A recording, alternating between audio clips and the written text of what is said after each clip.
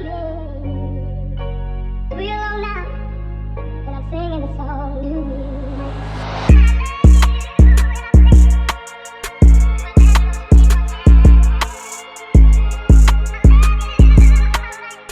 right, you guys, it's episode 34 of War Stories, and without further ado, I'm going to get straight into it. I just dropped an episode of Inner Demons, and like I said at the beginning of that episode, I know it's been a minute since I dropped a war story, but sometimes things outside of YouTube happen. We do have personal lives, and you know, for this last week and a half, I've had to deal with some other things that kind of took away from the time that I usually spend creating content. So again, if there's ever a time that where a week goes by or something like that, and I'm not dropping videos, it's usually because something like that came up. Family tragedies, other things that we have to address, whether it's family related or personal.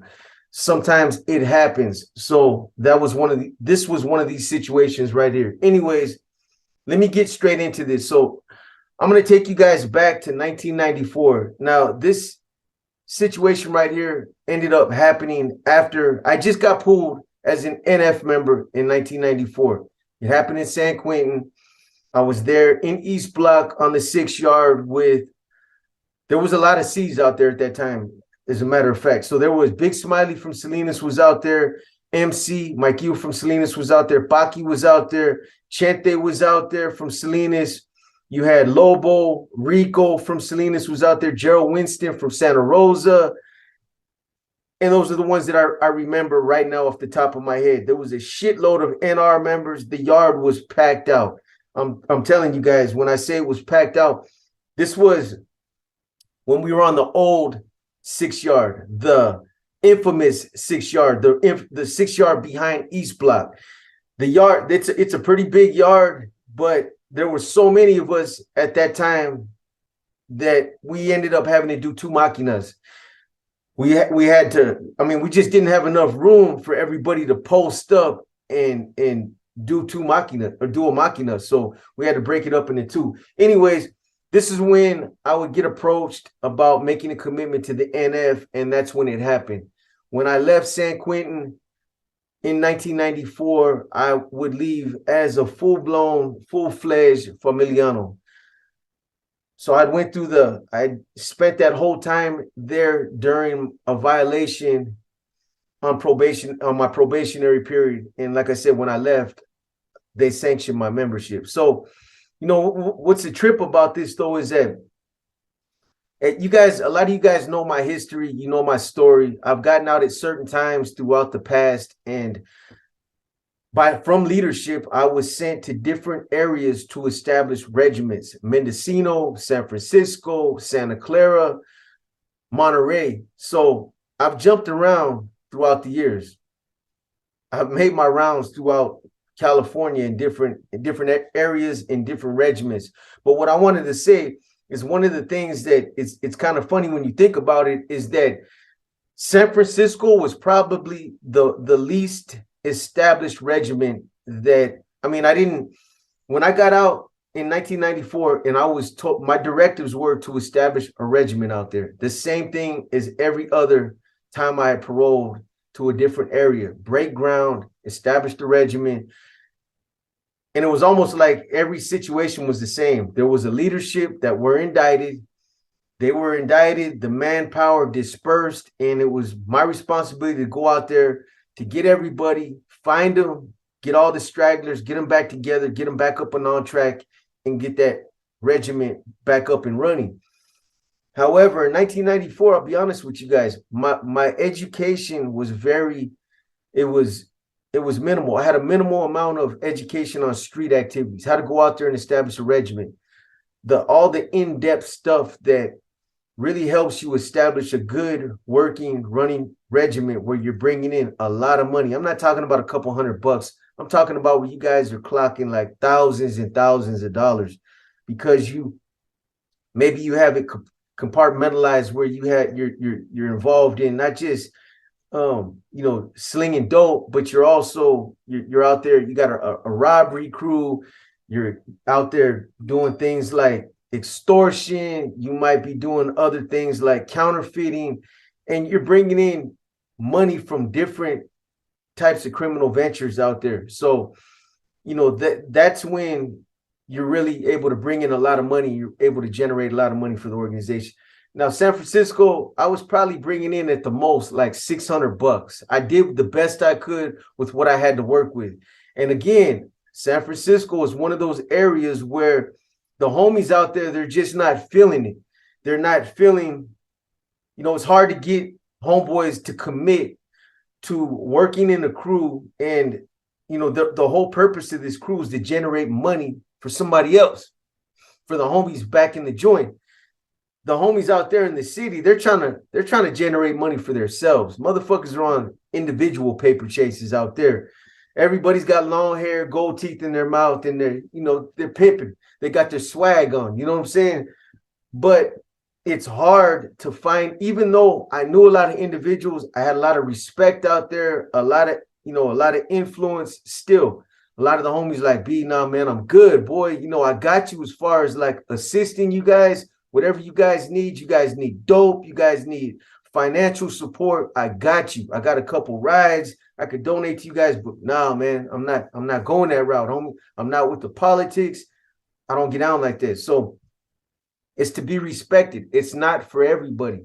And I can respect that righteously. If you're not really in, your heart's not really in it, and that's not something that you really want to get into. I don't want to be around people that are half-stepping or people that are only half cocked because, they feel like they have to, or that they were pressured into it, or they, it's something that they were, that they're being dictated on some level. I don't want people around me like that, because the first time, they get put in a situation where they're either faced with adversity, or they get put in a situation where they get pressed, they're gone. So I don't want people like that. I'd rather people just be honest with me and tell me, hey, I'm on board, because my heart's with it. So there was only a couple individuals that I got to work with me at that time. And it's just funny that, I'm from the city, but when I look back on all the regiments that I was able to establish, Salinas, Mendocino County, Santa Rosa, Monterey, Santa Clara, I was able to establish those areas, and it was on a higher level. But by then, I had went in, I had done multiple violations in San Quentin, Pelican Bay, Corcoran, and I had absorbed a lot of education as far as how to go out there and how to do it from A to Z. Everything from the grunt work, from the recruiting, from how to go out there and establish your chain of command, how to set up, everything from how to get your guns, how to get your money, all the resources, just everything. At the most, like I said, I was bringing in like 600. And at that time, I was under Conejo from Sacramento. That was my channel at that time. Conejo had San Francisco, and I believe he also had the Santa Rosa area. When he was appointed as a padrino, and the leadership was, the way it was set up back then, it was different. I was considered an underboss back then. I wasn't considered a regimental commander. That was the title that they were using for the regimental commanders. Anyway, that's what was going on at that time, but that's not what I'm going to talk about as far as this story, what it entails. So I'm just letting you guys know that in 94, I was recruited as an NF member, and then I would end up paroling. I got out, and I ended up meeting an individual out there from my neighborhood. I'm not going to mention him by name because I have a lot of respect for him. I'm still in contact with him, and it's somebody that I have an immense amount of respect for. I've told you guys before, there's certain individuals that you run with in the past, and who you've been in the trenches with, you've been out in the field with, and you guys have been in some dicey situations. Those types of relationships, those types of friendships, those bonds, they supersede any of the political shit. When you've been with somebody like that, and you've been in situations where you've been in some life and death situations, and I've come through for the homies come through for me, and we've seen how we both reacted in those types of situations, and that bond is built, there's nothing that can come between that. Nothing. And this is the type of relationship that I had with this individual. We used to call each other brothers. He knew my mom when she was alive, and she used to embrace him as a son. And there was a lot of homies from my hood that really actually thought we were biological brothers, but we weren't. We was a brother from another mother, but solid ass dude. This homie right here, I've always been a good sized cat, but this dude made me look small, straight up. Puerto Rican motherfucker, had all the genetics. There was always a lot of competitive juices flowing between me and this individual. I'm the kind of dude, like, I gotta bust my ass to get any kind of size on me. I gotta really kill myself in the gym. But this motherfucker is the type of dude that he barely has to hit any iron, and he just has those genetics where he blows the fuck up. A lot of Africanos have those kind of genetics. Well, he had them. He's Puerto Rican. He stood about 6'3", 6'4". He's probably tipping the scales at about, I want to say around 250, 260. Swole ass cat. I'm not gonna lie, man. I never give him his props. I used to tell him, you ain't big, motherfucker. But the motherfucker was huge. He was huge, and you know, we caught a lot of violations together. We caught a lot of robberies together. We used to do dirt together. I met him in Army Street. He just so happened to be out there. He's from my hood, but Army Street is like right there, right in my hood. I met him out there. He was out there fucking with some cat that I'll tell you about him in a minute. But, you know, I'm pushing through Army Street and I see him. We kind of run, we cross paths with each other, and real recognize real. We seen each other. We start talking. Next thing you know, we're linked up, and we were inseparable from that point on. You know, I was out there at that time ripping and running. My thing was robberies. I was hitting a lot of licks back then. Even though I was already sitting on 2 strikes at that time, robberies was always my MO. That's what I used to do out there. Strong arm robberies, takedown, whatever. I didn't give a fuck. And that's going to be another story that I'm going to tell you guys about, as far as, you know, when I was really, really into it. And that goes a little bit further back into the early 90s, when I used to run around with different individuals. Angel from Daly City. I told you guys I used to kick it with a Southsider that I didn't know was a Southsider until a situation that we ended up getting into it with some other cats. And then that's when I found out. But at that time, I was out there trying to get money. I was out there taking people's shit, turning motherfuckers' pockets inside out. I just never took the time out to ask this dude where he was from. And even with him, and I know I'm getting off track, but even with him, he was the type of individual that I bonded with. And when I found out he was a Sureño, I didn't even give a fuck, because he was a solid motherfucker. And that was a crazy relationship. I'm going to tell you guys about that one in another story, but it was crazy. You know, eventually I had to back away, because at that time I started getting into, you know, some of the politics, and it just wasn't a good look. But before that, I had his back. I didn't give a fuck at that time where you were from. I don't give a fuck if you're a Norteño, you a Sureño, if you're from fucking the East Coast, the West, we didn't care. If you had bread, or if you look like somebody that, you know, that was a potential victim out there, you were going to get victimized. Norteño, Sureño, it didn't matter. So when I met this guy, he was running around with this Crip that I had met in juvenile hall. And, you know, I'm not going to bore you guys with my juvenile war stories, but what I will say is this. He was somebody that, with me and that dude, it was on site every fucking time the doors open. He was a Crip. He claimed to be an East Coast Crip, and I don't know if he was legit or not. I don't know if he was from Southern Cali, or if he was just somebody that wanted to be a Crip, but he was pushing it. He was riding that shit hard, man. In my county, though, because he was a Crip, he was by himself, he would go out of his way to, you know, try to impress the other Africanos that were there. And there were a lot of them. Fillmore, Sunnydale, Hunters Point. So whenever I would get into a conflict with one of these cats, this motherfucker would get involved. And he'd go all out to get involved because he would try to use that to get in good with these other dudes. So, and for the most part, and I know I'm getting off track, but hey, man, it's my story. For the most part, I used to get along with all the Africanos. Sometimes I bump heads with somebody that had a big mouth or something like that. We'd end up boxing, and we get it out, we get it in, and we'd be done. And after that, it would be a dead issue. But it seemed like, so in that juvenile, there was like five blocks, B5 being the highest. That's where they used to keep me at because I used to always fight.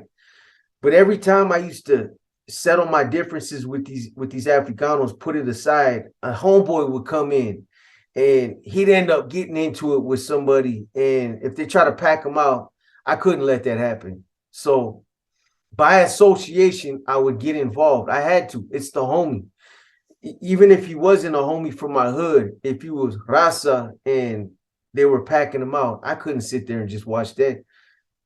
And even then, I really didn't know how politics worked. That was just something that I used to do just because I felt like it was right. I didn't even know really it was supposed to work like that. I was probably some dumb kid when I was a youngster. But if I seen another cat that looked like me, walked like me, talked like me, I identified him as being my people and he was getting jumped on, I got your back.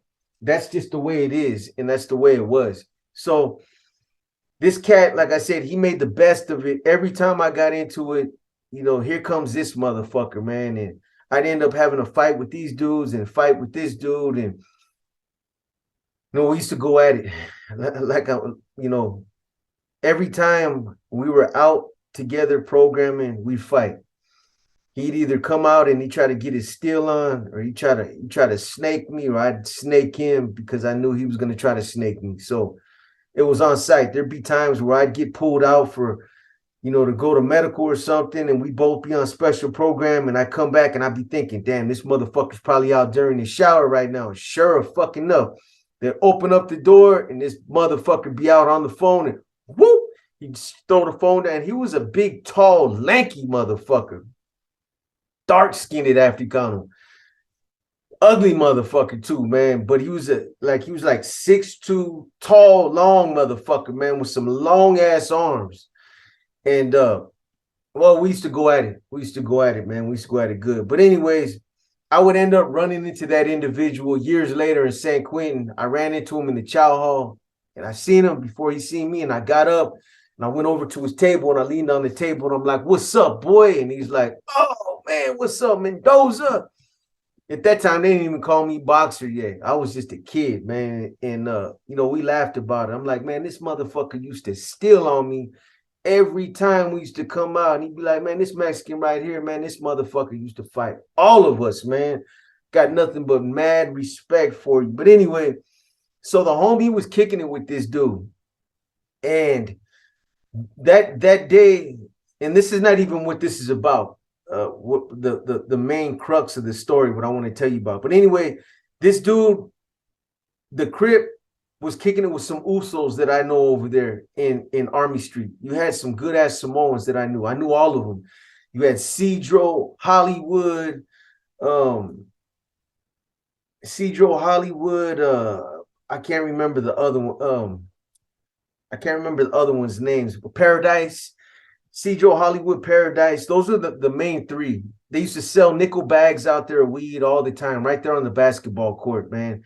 So when I got there that day, apparently this Crip was funking with some other Africanos over some pit bull puppies. Something about some pit bull puppies. Anyway, there was an Africano that I would end up meeting later named, they called him, I want to say they called him Hunter, not Hunter. It was something like that. But he was a big Rambo. They called him Rambo.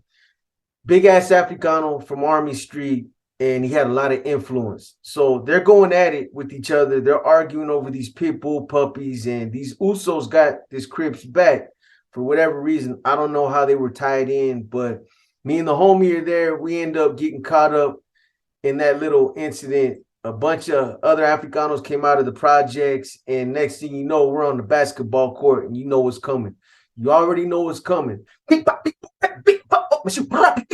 So we're on the basketball court, and we're throwing them. It seemed like the whole fucking Army Street came out there and tried to jump on us. There was only like the 3 Samoans that I named, and then there was probably like 3 or 4 other smaller Samoans. Those boys were all those some big boys, but then there was some other smaller Usos, some youngsters, and then it was the other homie. It was me, and then it was the Crip, and we're getting them up with. It seemed like the whole fucking Army Street. But anyway, that's how we met. That's how we met right there. And from that day, we bonded, man. We're out there doing robberies. We're hitting licks in the hood. We're doing all kind of shit. Anyway, I told you guys about another story where we both ended up getting faded on some Cisco. And that's why I stopped drinking this shit, because it put me on another planet somewhere where I don't remember shit. It took me all the way out, man. When I used to drink that shit, it just used to, I would be able to still move around, but I don't remember shit. I'd end up robbing people, doing some dumb shit, and later on I'd end up hearing about it. Well, that was that one time where we ended up getting arrested for committing a strong arm robbery, and I didn't know what happened until I ended up getting my screening papers. The whole time we got arrested, we woke up in Mission Police Station. We were asking the cops, "What are we arrested for?" We didn't even know. Righteously, I don't remember nothing that happened. So anyway, this is still not the part that I'm trying to get to. So the whole part of this story that I want to tell you guys about. So at this time in 94, I'm still struggling with my addiction to heroin. I'm still fucking hitting every now and then. I'll stay clean for a while, and then sometimes I'll start hitting that shit again, and then I end up just relapsing. Well, this was one of those times. And I remember, we ended up catching that robbery, and then we'd hit the jail. So I hit the jail. Now, San Francisco jail at that time was different than any other jail that I've ever done time at, as far as just the 6th floor was a place where back in those days in the 90s, when you come in, you wear your regular clothes. They don't dress you out in jail garb. You would wear whatever clothes you would come in off the streets for like at least a week until you went to your first court date, arraignment or whatever. If they were going to kick you out, you get kicked out. Otherwise, you go to arraignment and they were going to hold you. Then they end up dressing you out in jail clothes. So you'd be able to keep your clothes, and you'd also be able to keep around $30 of cash in your pocket. They let you keep money on you. That shit right there just invited a whole bunch of problems in the jail. You motherfuckers getting jacked and robbed left and right back in those days. But they used to let you keep the $30 in your pocket, because that's how you used to go to canteen. The canteen cart would come right in front of the tank, and you pay cash to get your canteen. When a visitor would come up, what they would do is, after the visit was over, they had a little small lockbox with a little round hole, and the visitors would line up, and if they wanted to give you money, they'd roll it up. It could be only $30, and they'd pass it through the hole, and the cop would get it, and he'd open it up, fan it out, make sure there wasn't no dope or nothing stuck to it, and give it to you. That's how it was done at that time. They used to also let you keep change, because the pay phones at that time were still taking dimes. They had the blue phones, the collect call phones, but they still had the righteous pay phones. Fuck, it was only like, I don't know, I want to say like 40 cents or something back in those days, maybe even less than that. So anyway, you used to be able to keep money in your pocket, and everybody used to be able to keep their clothes for, like I said, for that first week. So it was different. The jail was different. Not only that, they had trustees that used to run the line all day, and there was all kinds of dope in the jail. Everything, anything you wanted. You wanted pills, you wanted crack, you wanted heroin, cocaine, PCP, weed, tobacco. They had it all. They had it all. So, you know, you could hit the 6th floor, get up in the tank, and you know, have some money, whatever you wanted. You hit up a trustee, hey homie, hey, who got some of that black? And you know, hey, homeboy got it down here. What you looking for, man? Man, you got $20 papers. Let me get a $20 paper, right? So boom, he smash off, come back, boom. You know, whatever you wanted. That's how it was back in those days. Now, like I said, you know, all kind of people used to get jacked in there. If you weren't with the business and you had money and you came in and you made the mistake of pulling it out, you were going to get jacked the first opportunity somebody had. Africanos used to jack motherfuckers all the time. The homies used to jack people all the time. You know, no disrespect to the Woods, but the Woods had it bad. They were either hitters. There was a lot of Woods that came in that weren't with the bullshit. They would fight back and they were with the business. Then you had those individuals that, you know, maybe they caught a DUI or something. They're out of their element. They never done any kind of jail time, and they make a mistake of pulling out their money when they want to go to canteen, and it would be cookies for those dudes. They get mopped the fuck up. Anyway, one thing that I was always good at in every county jail that I've been to is getting drugs in. Somehow, some way, I always found a way to get drugs in, whether it was through an officer that was compromised, whether it was through seeing a weak spot in the jail as far as a trustee that was allowed to go out in the visiting room and clean the visiting room, and then getting at him and kind of coordinating it with him. Hey, I'm gonna have my girl put some dope up under one of the benches, get that shit, or you know, out there in the restrooms that the public use, you know, hey, she's gonna put it up under the toilet, it's gonna be taped up under there, whatever. If it wasn't like that, I've had it brought in other ways through the mail, which I'll go into in a minute. And I was always good at getting it in somehow. There were other ways that sometimes these opportunities would just present themselves out of nowhere. And there was one that, so I got to the 6th floor and I'm sick.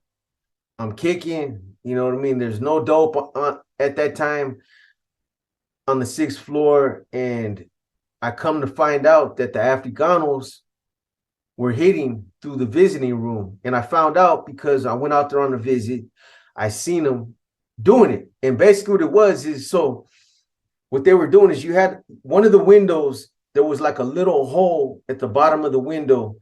And that hole, it kind of went all the way to the end, and then there was another hole that was on their side, but they weren't lined up. It was like 8 inches down. You had a hole on this side, and it was like 8 inches down, and then there was a hole. So you had to find a way to navigate through it to get through. So, but what they were doing is they would tape like 4 straws together, and straws, they were just, they were flexible just enough to navigate through it just right. So when you put it in, it would bend, and then it would go down, and when it would hit the end, it would bend just because the way straws bend. It was perfect. And when you did it right, it was fluid. You put it in, whoop, and they could pull it right through.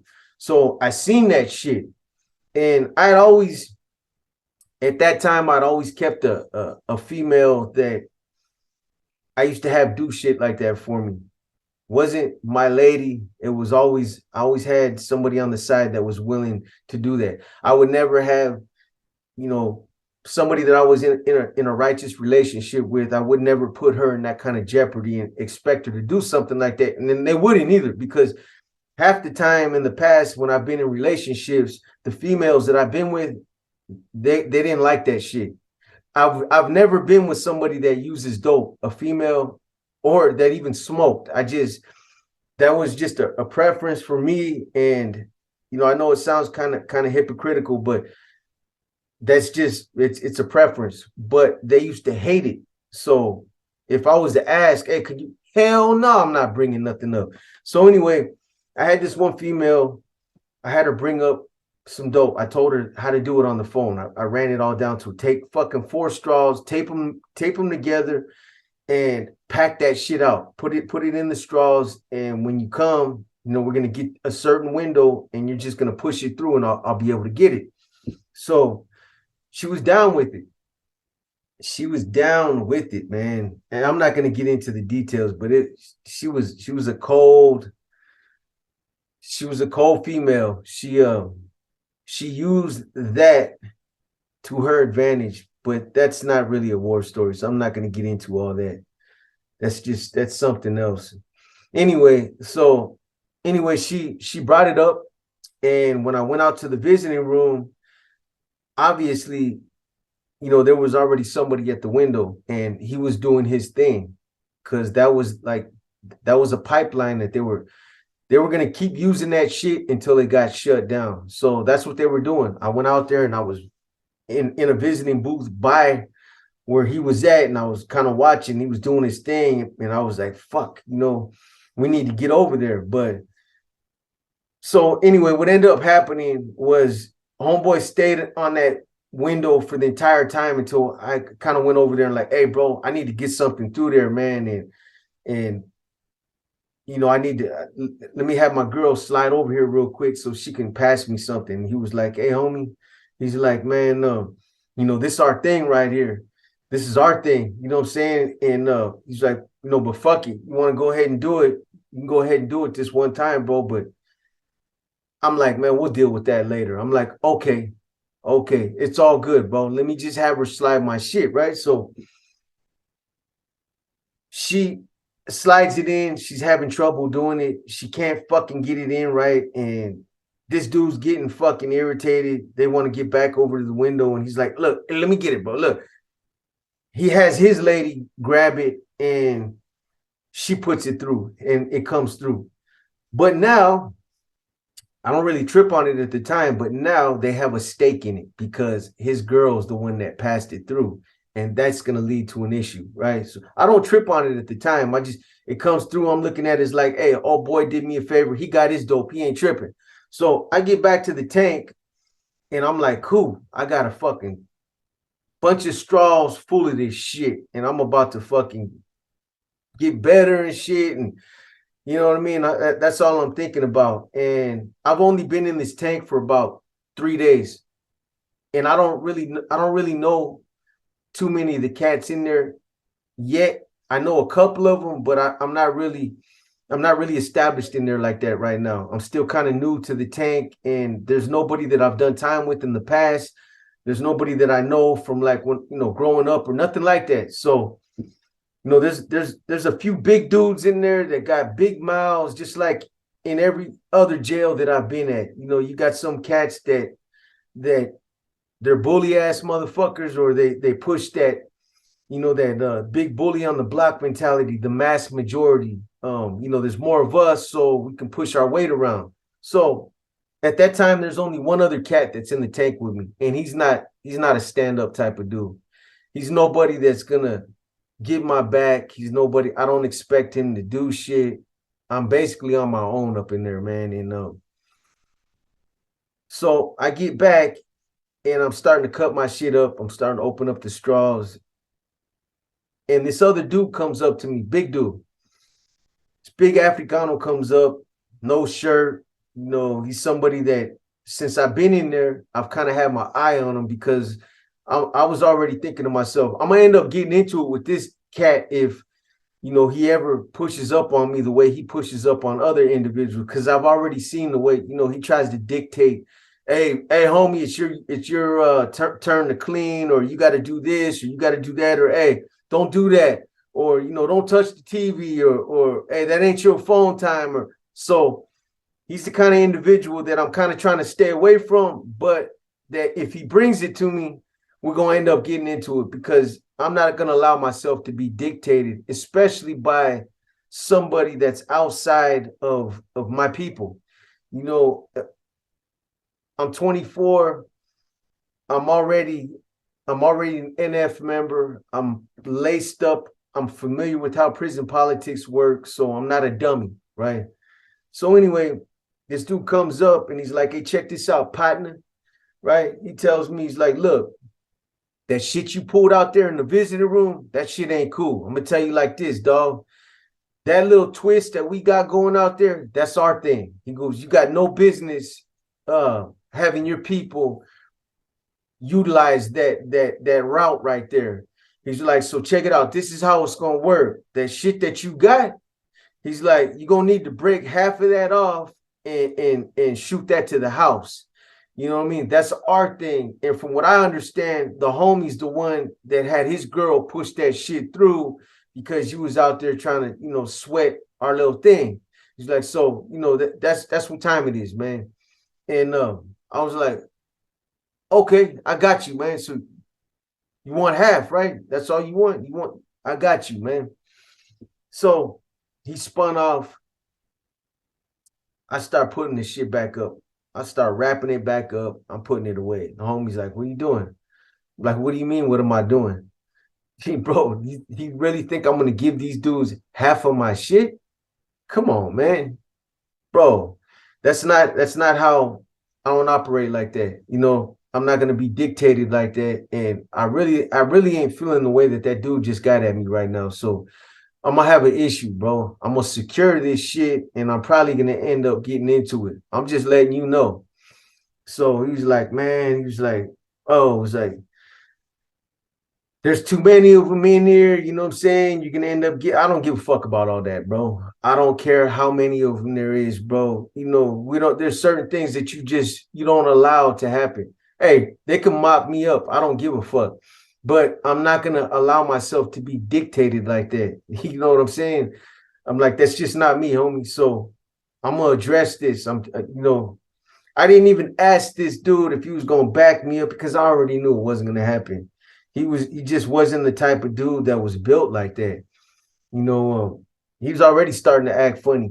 Instead of like, hey, I got your back, man. Fuck these dudes. You know what I'm saying? A righteous homie would have been like, bro, let's do this, man. These dudes think that they're gonna dictate something, bro. Let's tear this shit up. But that's not what I got from this dude. Anyway, my whole thing is there was a lot of Africanos in that tank. There was a lot of them, and I had no backup in that tank. I didn't have a razor. I didn't have a pedazo. I didn't have shit. So my thing was, there's two ways I can do this. I can secure this shit. I can go out there and just get off on this dude, or I can wait until they come back at me. And when they come back at me, then I'll deal with it however it comes. So that's how I felt like dealing with it. I'm just like, you know what? I'm going to put this shit up, secure it. I don't expect to be staying in this tank too long. And my whole thing was to just kick back and wait and see what happens. Wait for them to come back at me. And then that's when we'll deal with it. So that's what I did. I waited. I secured everything. I put it away. There's a homie across the tank that was in another tank across the hall. And, at some point I go to the gate and I call him over to the gate. I knew him from the streets, and I told him, hey, bro, look, this right? I kind of tell him what's up. There's people that are in close proximity so they can hear. So I kind of tell them between the lines, hey, it's about to jump off over here, bro. These fools trying to press me for my shit, right? And he was like, oh man, bro. It's like, you can't stall it off until I can try to like, we go to gym until I can get over there or something. Nah, bro, it's gonna happen tonight. Sometime whenever they decided to try to press me on it, bro. So anyway, he's all like, let me see if I get a pedazo from the homie down in F tank, man. And I'm like, all right, cool. You can give me a banger. I'll set it off right now. I'm not tripping. So homeboy gets at a trustee. So while the trustee's down the hall getting at the homie, trying to find out, whether or not he has a pedazo or not, I'm waiting. I'm by the phone, and I'm out there in the day room where everybody's at. And probably because I'm out there, it didn't even last that long. I didn't get a chance to wait for the trustee to come back. the cat that originally approached me basically pushed up on me with another dude, and he asked me if I had the half of if I had half of that dope that he had asked about. And as soon as he asked me, I just was like, man, I looked over at the homie, and the homie just looked. I turned around, and you guys already know what's coming. I got off on the big dude, and as soon as I got off on him, they got on me, man. It wasn't just those two dudes. But by the time those two dudes were the first ones to get off on me, and then what they did is they ended up pulling me into a tank. So there's 4 tanks. You go into a big tank, and it's basically the day room with two benches, and then you got your shower in the back, but then you got 4 small tanks on the side. So what they did was we started fighting in the day room. I remember when I started fighting with the 2 cats that originally approached me, I remember one jumping up on the table, came up over the table and rushed me from the back, and they ended up pulling me into one of the tanks. So I'm in the tank in one of these small bed areas now, fighting with, like, there was like 5 dudes on me, man. They're getting me. You know what I'm saying? I'm fighting back the best I can, but I'm sick and I got 5 cats on me. But I'm chunking them. I'm going for I'm giving it everything I got, but I'm getting hit with fucking, like, there's 2, 4, 6, 8, 10. I got 10 hands coming at me, and I only got 2. You know what I mean? So I'm getting hit from fucking the back. I'm getting hit in the back of the head. I'm getting kicked. I'm getting punched. At one point, you know what I mean, they had me on fucking in the corner by one of the beds. And another time, you know what I mean, I'm over by the toilet. I knew that if I went down on the floor, that was it. It was a wrap. They were going to fucking stomp me the fuck out. So I kept going at it with these cats. And I knew I had to get up out of that bed area. So that's what I did. I fought my way up out into the day room, which only led to more individuals taking punches at me I'm getting socked from just other dudes coming out of other tanks, and I'm getting like a pinball machine, man. I did the best I could, man. Eventually, one of the COs ended up hearing the fucking chaos, and they would end up coming in. They took me out. They took a bunch of them cats out, but I took an L that day, straight up. I'm not gonna act like I didn't. I took an L, but I kept my fucking dope. You know what I'm saying? I didn't give up none of that dope. Call me a dope fiend, whatever you want to call me. I don't give a fuck. But luckily I didn't get my fucking teeth knocked out. I didn't get stomped the fuck out. They thrashed me, but I was cool. I was lumped up a little bit. They took me to the hole. Probably within a week, I was back to my normal self. I had a black eye. I had a motherfucking they bust my lip. My nose was busted. I had a bunch of ooh-wee knots all over my head. There were some big boys, man. There were some big boys.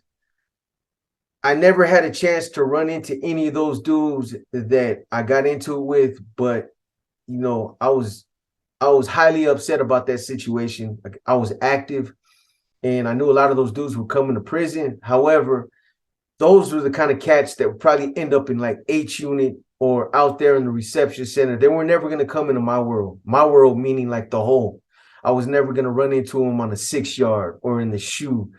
They just weren't that caliber of Africanos. These were there were some hood motherfuckers, you know what I'm saying?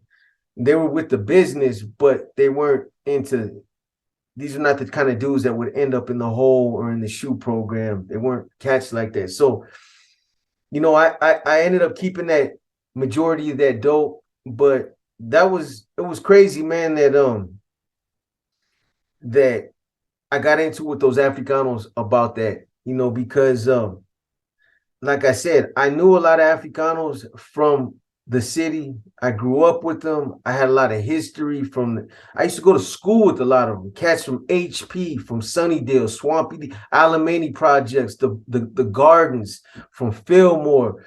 But None of those cats, I didn't know none of those cats. It was one of the times that I ended up in a tank where I knew fucking nobody. And that's rare that that happened. I would even, a lot of the times I would end up hitting the sixth floor, and I would even end up running into a lot of older cats that used to run around down there by 16th, and there wasn't no fucking buddy in that tank. Just a bunch of youngsters, bunch of loudmouth youngsters. But it is what it is, man. I took a loss that day. What do you expect? I'm not I'm not Superman where I'm knocking out 34 cats in one fight. I couldn't knock out 5 of them. I will say that I got my money, man. I'm not gonna take it's not like I just got mopped the fuck up. I was giving it back. I was giving it back to them.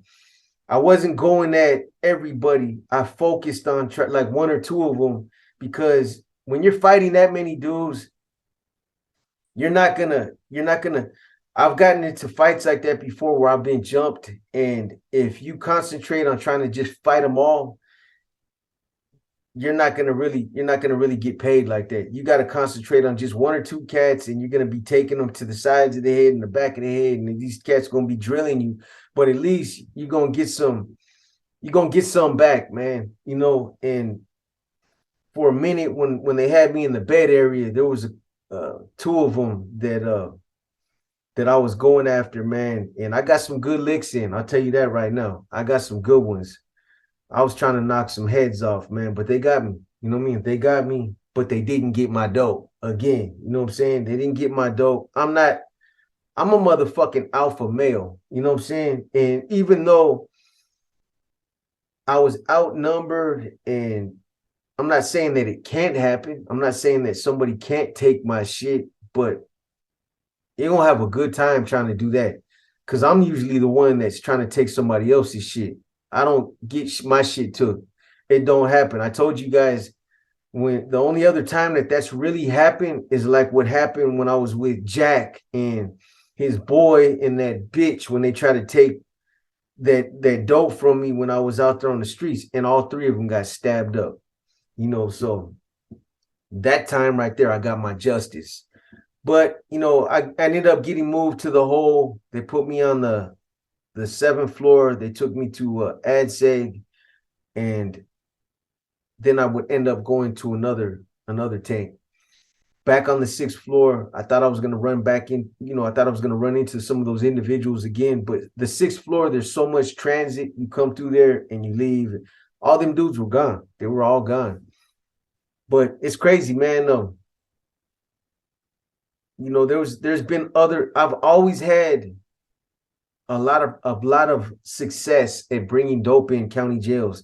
I did it up in Mendocino County Jail, where nobody had the sense of mind to figure out ways how to do it. I was doing it left and right.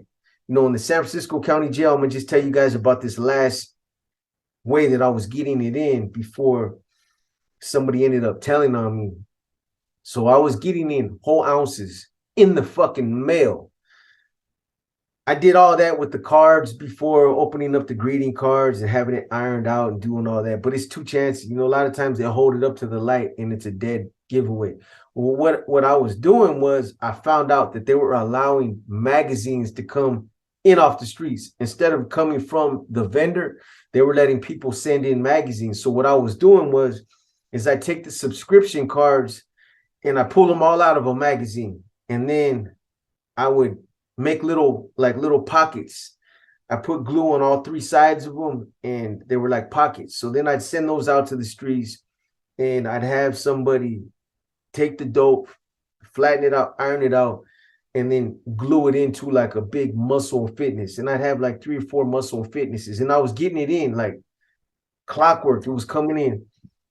It got so bad one time where I had the whole tank I was in, and it was only an 8-man tank, but I had everybody in there strung out. I was getting an ounce in like every week, and my tank, they did mail over there at like 4:30 in the morning, and my tank would be the only tank that would be up at 3 o'clock. I used to trip out. I get up at 3 and then everybody else start getting up. And I just look around like, what are you motherfuckers getting up for? Motherfuckers ain't getting nothing, but they get up because they knew dope was coming in and you know, everybody had their coffee and be up and beds be made and everybody else on the line would be asleep. But I was getting it in like that for a while. And, you know, eventually cats were coming in and they were moving in the tank and then they'd end up getting shipped out. But somebody that came through there told. So the first time they tried to do a surprise raid where I heard early in the morning, like 3 o'clock, I heard something that sounded like it sounded funny, man. I was trying to figure out what the fuck is it, and it was dogs. They were fucking dogs, uh, police dogs that they had around the corner right before they raided us. And I used to sleep with the dope right here in my hands, so just in case they would come in, you know, I'd just have them under my blankets. I just put it in my mouth to swallow it. So they came in, they tried to do a surprise attack. I swallowed it. As soon as they stripped me out, searched me, I went out into the other holding tank. I made myself bring it up. I brought it up.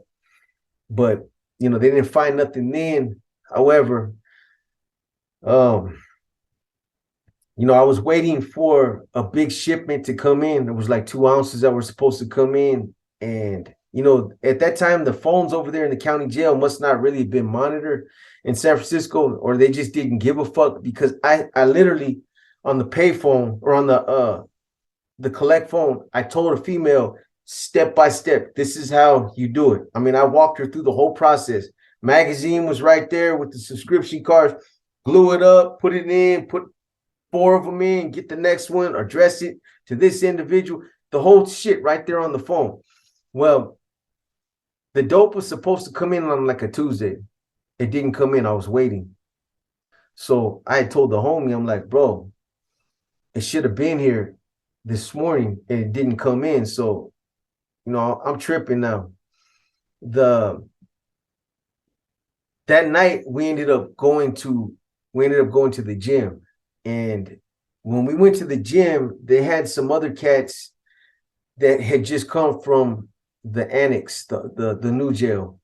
And out of just coincidence, I was lifting weights, and this one individual that had just come from the new jail was like, hey, you know, we start talking and shit. He asked me how long I'd been there, what kind of case I had.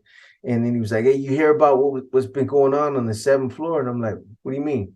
He's like, you didn't hear about that big drug bust that they're waiting to do? And I'm like, what are you talking about?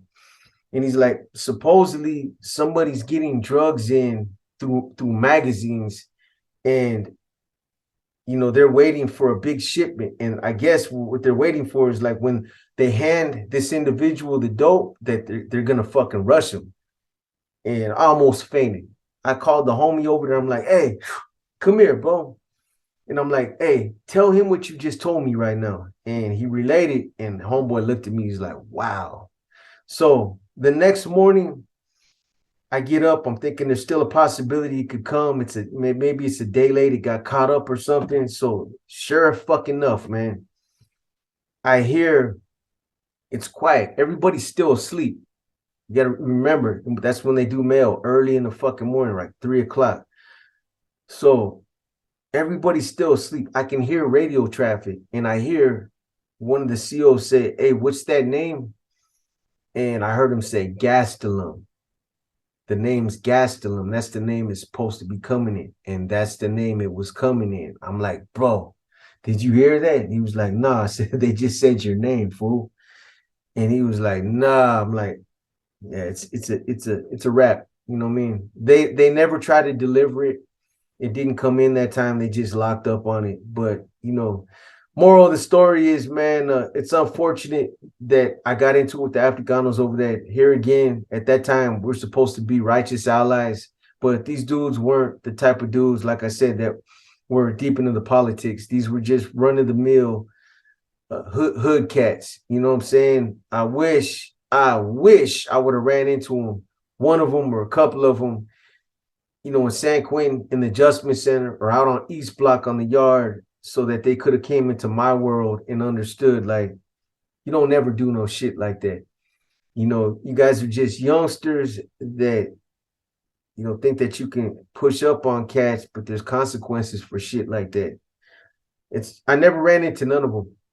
Never again. I never seen like the main one, the big dude, big mouth cat. Probably ended up getting smoked out there. Usually that's what happens to dudes like that. But again, I know this one's a quick one, man. It's just for those of you that are commuting that need a little bit of help to get to work, some entertainment. That's all that this was right here. I'm gonna come with some bangers. Let me get my feet back under me. Let me get my mojo back. It's been a minute. With that being said, man, this episode 34, I believe it's 34 of War Stories. I'm gonna try to get another one out to you guys tonight. I gotta hit the gym. I might be dropping these two tonight. We'll see. But if I don't get nothing else out tonight, I'm gonna hit you guys with some more tomorrow. So with that being said, man, this episode 34 of War Stories, and I'm out.